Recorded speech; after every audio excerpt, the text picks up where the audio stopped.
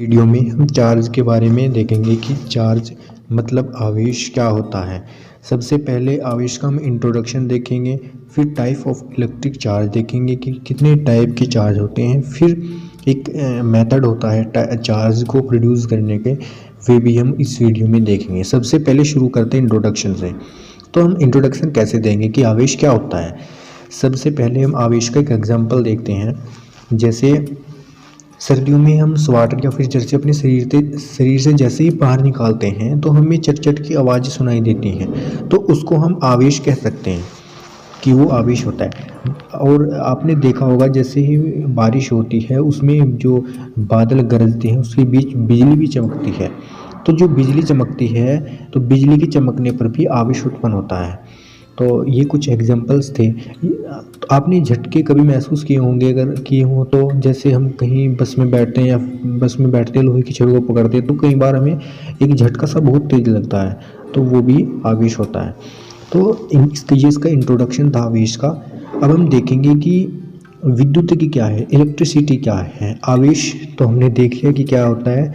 Electricity देखेंगे। देखो electricity में सबसे पहले जो साइंटिस्ट थे थेल्स, थेल्स ने देखा था कि अंबर एक पदार्थ होता है, अंबर और फेलालेन, फेलालेन या ऊनी कपड़ा भी ले सकते हैं।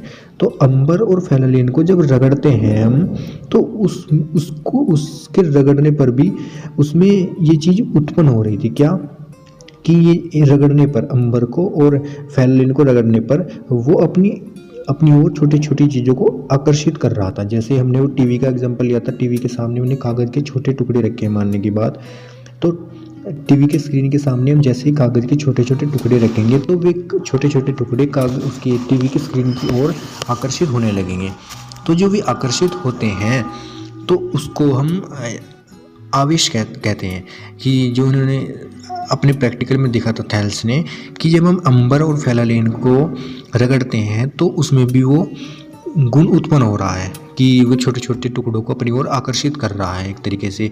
जैसे हम कह सकते हैं कि कागज़ के टुकड़े या फिर धूल के कणों को अपनी ओर आकर्षित कर रहा है। तो फिर इसके जो इस बारे में स्टडी हुई आवेश की कि किस तरीके से आकर्षित करता है, प्रतिकर्षित करता है, तो इसके 2000 वर्षों तक कोई भी स्टडी नहीं हुई इस बारे में। फिर एक साइंटिस्ट आए डॉक्टर गिलबर्ट, उन्होंने पता लगाया कि जो हमारे पास अंबर था और फेलालेन था, इनकी इथेल्स ने तो कहा था कि सिर्फ इन दोनों वस्तुओं को रगड़ने पर ही आवेश उत्पन्न होता है। पर डॉक्टर गिलबर्ट ने यह पता लगाया कि इन दोनों वस्तुओं के अलावा अगर हम किसी और पदार्थ को भी रगड़ते हैं आपस में, दो पदार्थों को आपस में रगड़ते हैं तो उनसे भी हम आवेश को उत्पन्न कर सकते हैं, उनसे भी आवेश उत्पन्न होता है। तो 1600 ईस्वी के लगभग इन्होंने इस चीज़ को देखा था। तो अंबर एक ग्रीक भाषा का शब्द है जिसे हम इलेक्ट्रॉन कहते हैं। मतलब हम इस पर फेलालेन पर एक इलेक्ट्रॉन को रगड़ रहे हैं, इलेक्ट्रॉन को रगड़ने से आवेश उत्पन्न हो रहा है। तो हम ये कह सकते हैं कि जो वस्तुओं को अपनी ओर आकर्षित करता है, जैसे या तो वो किसी के साथ रगड़ने पर हो, जैसे हमने वो पीछे उसमें अंबर के साथ मतलब इलेक्ट्रॉन के साथ फेलालेन को या फिर ऊनी कपड़े को रगड़ा था, तो उसमें जो चीज़ें थी छोटे छोटे टुकड़े वो उसकी ओर आकर्षित हो रही थी रगड़ने पर। तो या तो हम ये कह सकते हैं कि जो रगड़ने पर जो दो पदार्थों के रगड़ने पर उसमें आकर्षित होने का गुण आ जाता है, उसको ही हम इलेक्ट्रिसिटी कहते हैं। जो आकर्षित करने का जो गुण होता है, जो उसमें जो दो वस्तुओं के रगड़ने पर आकर्षित होने का जो गुण उत्पन्न हो जाता है उसमें, उसको ही हम इलेक्ट्रिसिटी कहते हैं। ठीक है। तो इसका वैद्युतिकी भी कह सकते हैं, इसकी इस वैद्युतिकी भी और इलेक्ट्रिसिटी एक ही चीज़ है। तो इस प्रकार की विद्युतों में रगड़ने से जो उत्पन्न होती है इसे हम घर्षण विद्युतिकी कहते हैं, जिसे हम इंग्लिश में फ्रिक्शन इलेक्ट्रिसिटी कहते हैं। इसे हम स्थैतिक स्थिर वैद्युतिकी स्टैटिक इलेक्ट्रिसिटी भी कहते हैं, क्योंकि जो इसमें पदार्थ होता है, जो वस्तु इस पर वस्तुएं स्थिर रहती हैं, वे गति नहीं करती हैं। अब हम देखते हैं कि टाइप ऑफ इलेक्ट्रिक चार्ज कितने प्रकार के होते हैं। जो विद्युत आवेश होते हैं वे कितने प्रकार के होते हैं। हमें ये तो पता ही है कि ये दो प्रकार के होते हैं, मतलब पॉजिटिव और नेगेटिव। पॉजिटिव चार्ज मतलब धन आवेश, नेगेटिव चार्ज मतलब ऋण आवेश।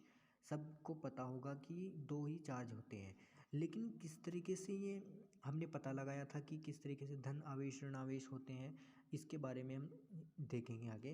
देखो, सबसे पहले जो एक प्रैक्टिकल क्या था, बेंजामिन फ्रैंकलिन एक वैज्ञानिक हुए 1750 ईस्वी में। इन्होंने एक प्रैक्टिकल किया। इन्होंने देखा था, जो हमने ऊपर एग्जांपल्स लिए थे कि जो वो रेशम थी, हमने कांच की छड़, हम एक एग्जांपल लेते हैं, जैसे हम कांच की छड़ को रेशम से रगड़ते हैं अगर, तो भी आवेश उत्पन्न होगा। मतलब आवेश उत्पन्न का मतलब उसमें छोटी छोटी चीज़ों को अपनी ओर आकर्षित करने का गुण उत्पन्न होगा। तो जब कांच की छड़ को, मतलब जो कांच की, हमने एक छड़ का मतलब एक कांच का टुकड़ा मान सकते हैं, और उसको हमने रेशम से रगड़ा, या फिर दूसरी हम कह सकते हैं अंबर, जिसे हम इलेक्ट्रॉन कहते हैं, उससे ऊन से रगड़ने पर, या एबोनाइट को बिल्ली की खाल से, एबोनाइट एक पदार्थ होता है, उसको हम अगर बिल्ली की खाल से रगड़े तब भी आवेश उत्पन्न होगा। या अगर हम रबड़ लें और ऊन से रगड़े उसको, तब भी आवेश होगा उत्पन्न।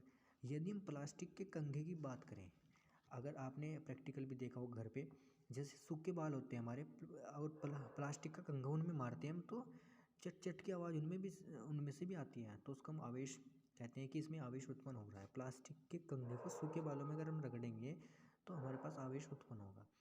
तो बेंजामिन फ्रैंकलिन थे, अमेरिकी जो वैज्ञानिक थे, इन्होंने प्रैक्टिकल किया। इस प्रैक्टिकल में क्या हुआ, इन्होंने दो जो छड़ थी वो एक साथ लटका दी। मतलब क्या हुआ, जैसे रेशम से, अब फर्स्ट एग्जांपल ले रहे हैं हम, जैसे जो रेशम होती है उससे रगड़ी हुई जो कांच की प्लेट थी, वो इन्होंने एक छड़ से लटकाई, और उसके पास ही दूसरी छड़ भी सेम उसी तरीके से लटकाई, मतलब रेशम से रगड़ कर ही कांच की छड़ को उसके बराबर में ही लटका दिया। अब क्या होगा, दोनों पर पॉजिटिव चार्ज है। मतलब जैसे रेशम की छड़ को अगर हमने कांच से रगड़ी है तो उस पर पॉजिटिव चार्ज होगा, तो दोनों पर जब पॉजिटिव चार्ज होगा तो एक दूसरे को प्रतिकर्षित करेंगे, रिपेल करेंगे, तो वे एक दूसरे को रिपेल करते हैं। फिर उन्होंने, अगर दूसरा एग्जांपल हम ले, बिल्ली की खाल को एबोनाइट की छड़ से रगड़े, तो उन्होंने पास पास रखी उन दोनों छड़ों को, बिल्ली की खाल से एबोनाइट, बिल्ली की खाल को एबोनाइट की छड़ से, दोनों मतलब दोनों को ही एक तरीके से रगड़ कर रख दिया। फिर भी उनमें प्रतिकर्षण हुआ, क्योंकि दोनों में पॉजिटिव थे, दोनों बिल्ली की खाल से रगड़ी हुई थी एबोनाइट की छड़।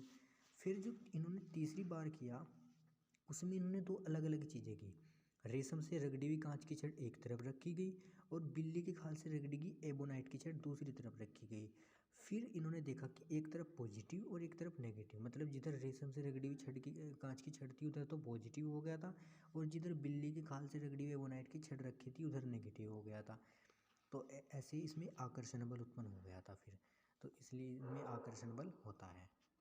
तो इससे हमें ये पता लगता है कि अगर हमारे पास दोनों आवेश एक जैसे हैं, मतलब अगर हमारे पास पॉजिटिव और पॉजिटिव हैं, अगर दोनों धनात्मक हैं तो एक दूसरे को प्रतिकर्षित करते हैं, दूर की ओर भेजते हैं। और अगर हमारे पास दो अलग अलग प्रकृति के चार्ज है, एक तरफ धनावेश है दूसरी तरफ ऋणावेश है, तो एक दूसरे को आकर्षित करते हैं, अट्रैक्ट करते हैं।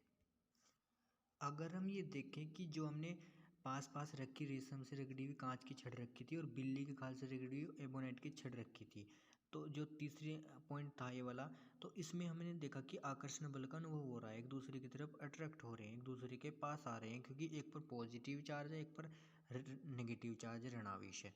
तो अगर हम देखें कि ऐसा क्यों हो रहा है कि एक पर पॉजिटिव है एक पर नेगेटिव है, अगर उन्हें रगड़ने या घसने के बाद हम ऐसा कर रहे हैं, तो इसके लिए एक हम वो देखते हैं। जैसे हमें पता है कि प्रत्येक पदार्थ छोटे छोटे परमाणुओं से मिलकर बना होता है, छोटे छोटे अणुओं से मिलकर बना होता है, तथा अणुओं में जो होते हैं परमाणु, मतलब छोटे छोटे जो कण होते हैं उनसे मिलकर एक परमाणु बनता है। तो जो हमें पता है कि परमाणु के जो उसका टोटल धनावेश होता है, उसके पास जितना पॉजिटिव चार्ज होता है वो उसके जो केंद्र होता है, मतलब नाभिक होता है, उसे उसमें ही वह होता है। तो हमें ये भी पता है कि नाभिक में प्रोटॉन पाए जाते हैं, उदासीन न्यूट्रॉन पाए जाते हैं, और नाभिक के चारों ओर ऋणावेशित इलेक्ट्रॉन विभिन्न कक्षाओं में चक्कर लगाते हैं। तो हमें ये परमाणु के बारे में ये छोटी बेसिक नॉलेज है।